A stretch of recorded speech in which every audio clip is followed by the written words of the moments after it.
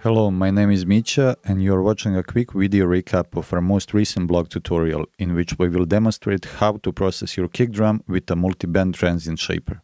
The kick drum may be considered as the foundation of a club-oriented electronic music. In order to achieve dancefloor success, every producer should learn this instrument's sound attributes.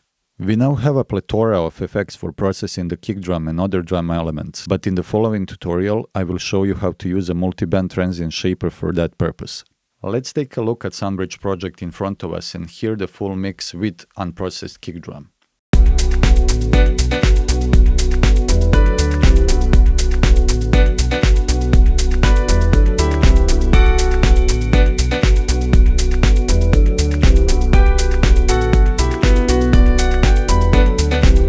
To get a better sense of kick drum's sonic attributes, we will listen to this again, but this time with the bass line and a few of the rhythm elements.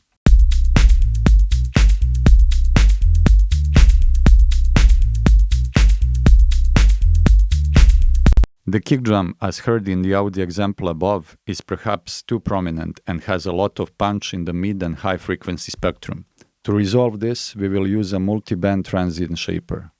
I have added a new instance of M Transient Tame by Melda Productions to the kick drum channel effect rack, which is a multiband transient shaper with some extra functionality. As you can see from the interface, I reduced the attack of all three bands and added some additional saturation to the attack signal.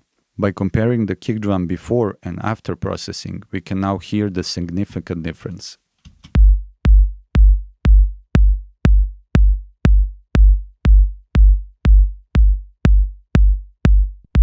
I hope you will find this technique interesting, and for a full blog article, please visit our website at soundbridge.io.